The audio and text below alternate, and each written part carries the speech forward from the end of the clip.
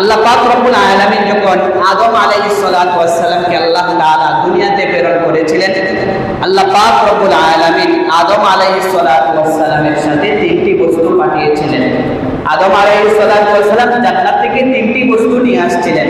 মুহতারাম হাজরিন, এই সম্পর্কে ইমাম কুরতুবী রাহমাতুল্লাহি আলাইহি সূরাতুল হাদীদের 25 নং আয়াতের তাফসীর করতে গিয়ে ইমাম কুরতুবী রাহমাতুল্লাহি আলাইহি তাফসীরে কুরতুবীর 17 নং খণ্ডের 261 নং পৃষ্ঠায় লেখেন, ওয়ারাওয়াহু ইকরামাতু আন ইবনে আব্বাস قال ثلاثه اشياء نزلت مع آدم عليه السلام الحجر الاسود وكان اشد بياضا من الثلج وعصا موسى وكانت من اصل الجنه طولها 10 أزرع مع طول موسى والحديد أنزل مع 3 أشياء السندان والكلبتان والميقعة وهي مطرقة। হযরত ইকরিমা রাহিমাহুল্লাহ বলেন যে সাইয়্যিদুনা ইবনে আব্বাস রাদিয়াল্লাহু আনহু থেকে বর্ণিত, তিনি বলেন আল্লাহ পাক রব্বুল আলামিন বাবা আদম আলাইহিস সালাতু ওয়াস সালামের সাথে তিনটি বস্তু আল্লাহ পাক রব্বুল আলামিন জান্নাত থেকে অবতীর্ণ করেছেন। নাম্বার 1 হজরে আসওয়াদ।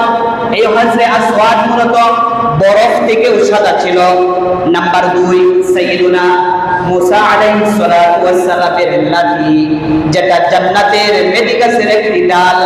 এই লাঠিটা বাবা আদম আলাইহিস সালাতু ওয়াস সালাম জান্নাত থেকে নিয়ে আসছেন।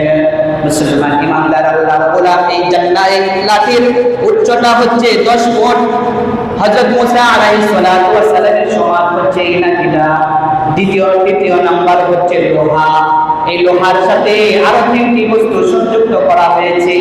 নাম্বার 1 নেহাই, যেটাতে লোহা গরম করে কামারে লোহাটাকে রেখে যেটাকে পিটাই, সেটার নাম হচ্ছে নেহাই। দ্বিতীয় নাম্বার হচ্ছে গরম লোহা ধরার জন্য একটি যন্ত্র। তৃতীয় নাম্বার হচ্ছে একটি হামার। এই তিনটি বস্তু লোহার সাথে সংযুক্ত করা হয়েছে।